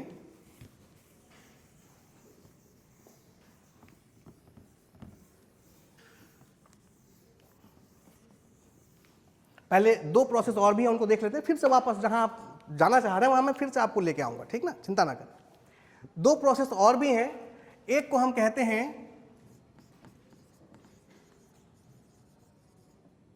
आइसेंट्रोपिक प्रोसेस और दूसरा है आइसेंथैल्पिक प्रोसेस, ठीक है। मैंने बताया था कि 2 और भी प्रॉपर्टीज थी एक को आपने एंट्रोपी कहा था और एक को आपने इंथैल्पी कहा था ना। एंट्रोपी को किससे रिप्रेजेंट किया था?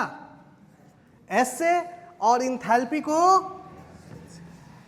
ध्यान रहे, अगर वहां पर हमने एक चीज और भी सीखा था, एंट्रोपी किस तरह की प्रॉपर्टी थी भाई?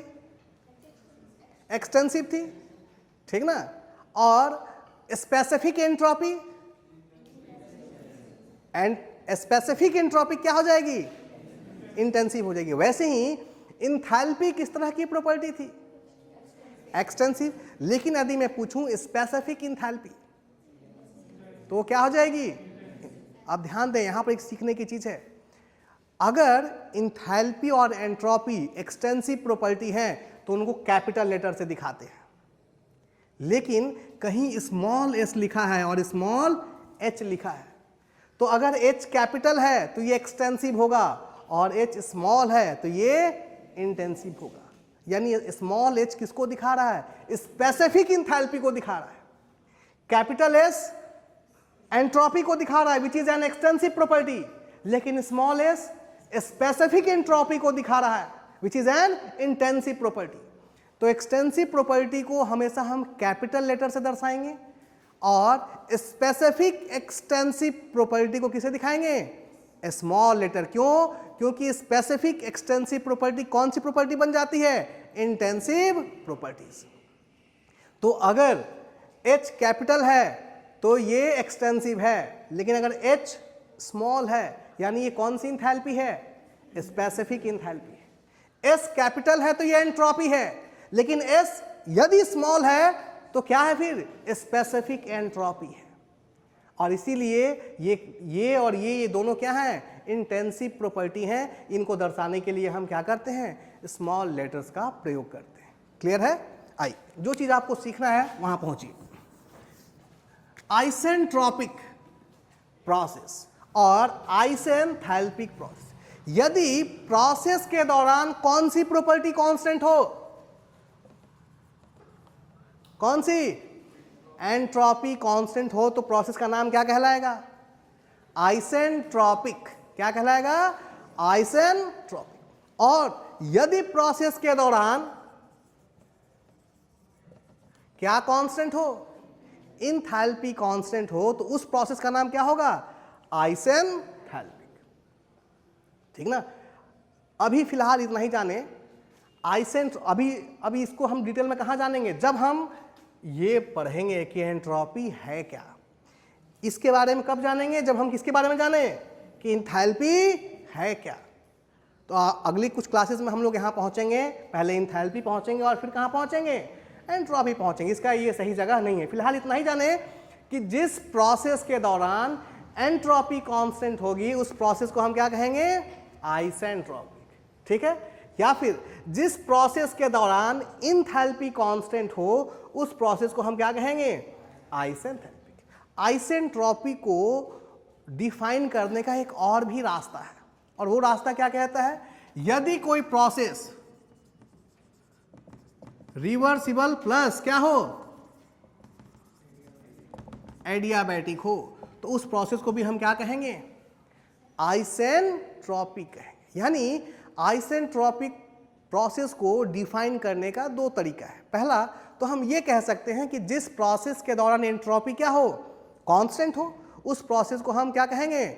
आइसेंट्रोपिक। या फिर दूसरा तरीका है कि ऐसा प्रोसेस जो एडियाबैटिक होने के साथ साथ क्या हो? रिवर्सिबल भी हो, उस प्रोसेस को भी हम क्या कहते हैं? आइसेंट्रोपिक प्रोसेस कहते हैं। क्लियर है? तो ये दो प्रोसेस और भी हैं जिन्हें हमें जानना है। फिलहाल इतना ही जाने, आगे चल के देखेंगे कि एंट्रोपी क्या होती है और इंथैल्पी क्या होती है।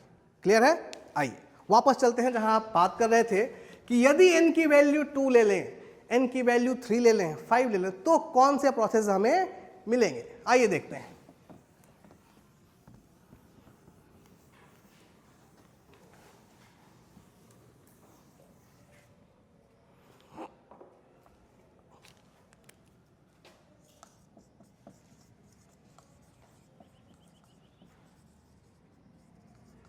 सबसे पहले हम क्या देख रहे हैं? एक्सपेंशन प्रोसेस, ठीक ना। एक्सपेंशन का मतलब क्या होना? एक्सपैंड होना का मतलब वॉल्यूम बढ़ जाना। यदि आयतन बढ़ रहा है तो हम कहते हैं कोई चीज़ एक्सपैंड कर रही है, और यदि आयतन घट रहा है तो हम कहते हैं कोई चीज़ क्या हो रही है? कंप्रेस हो रही है। बात समझ में आ रही है? जब हम कंप्रेस करते हैं तो दो प्रॉपर्टी में चेंज आता है। क्या क्या भाई? जब हम किसी चीज़ को कंप्रेस करेंगे, दबाएंगे, तो उसका प्रेशर अर्थात दाब क्या होगा? बढ़ेगा, और आयतन क्या होगा? घटेगा।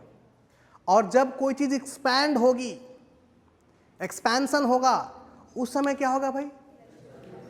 उस समय प्रेशर घटेगा और आयतन क्या होगा? बढ़ेगा।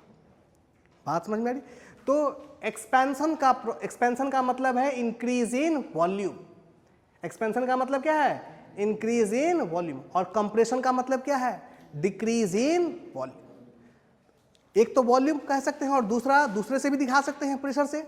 एक्सपेंशन में अगर वॉल्यूम इंक्रीज कर रहा है तो प्रेशर क्या कर रहा होगा? डिक्रीज कर रहा होगा। कंप्रेशन में यदि वॉल्यूम कम हो रहा है तो प्रेशर क्या हो रहा होगा? बढ़ रहा। तो सबसे पहले हम एक्सपेंशन प्रोसेस को देख रहे हैं, ठीक ना। आइए,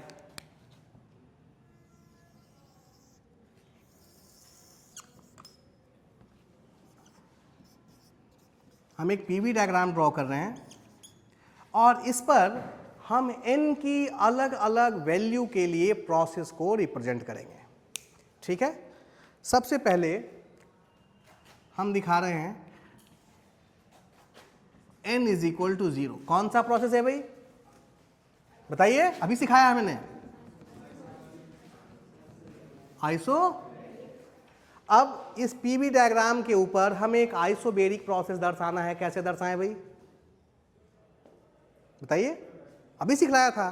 आइसोबेरिक प्रोसेस कैसे बनेगी? अरे कुछ क्लियरली बोलिए, कैसी लाइन ड्रॉ करें? वर्टिकल नहीं, हॉरिजॉन्टल। वर्टिकल तो कांस्टेंट वॉल्यूम में था। ये है 1 और ये है n इज इक्वल टू 0, ठीक है। ये एक प्रोसेस हो गया। अब देखिए 1 से 2 में वॉल्यूम क्या हो रहा है? इंक्रीज कर रहा है, लेकिन प्रेशर क्या है? कांस्टेंट है। दूसरा n इज इक्वल टू कितना? इनफाइनाइट। कौन सा प्रोसेस भाई? आइसो। लाइन कैसे ड्रॉ करें? वर्टिकल, 2 इसके लिए n कितना? इनफाइनाइट। अब देखिए n की वैल्यू मिनिमम कितनी हो सकती थी और n की वैल्यू मैक्सिमम कितनी हो सकती थी? इनफाइनाइट। यानी अब चाहे हम n की वैल्यू 1 लें, 2 लें, 3 लें, 4 लें, 5 लें, 6 लें, सभी के सभी कहाँ आएंगे? इस लाइन और इस लाइन के बीच में। कोई भी इससे बाहर नहीं। क्लियर है? क्योंकि ये मिनिमम है और ये क्या है? मैक्सिमम है। तो अब चाहे हम कोई भी वैल्यू लें n की, वो सारी लाइनें इन्हीं दो लाइन के बीच में क्या होंगी? एग्जिस्ट करेंगी। ये चीज क्लियर है? नाउ तीसरा ले रहे हैं n is equal to 1, that is line कैसी बनेगी? Curve line. कर्व लाइन अभी हमने सीखा कि आइसोथर्मल प्रोसेस की लाइन कैसी होती है? कर्व लाइन होती है ना। इसको थोड़ा सही से बना दें हम।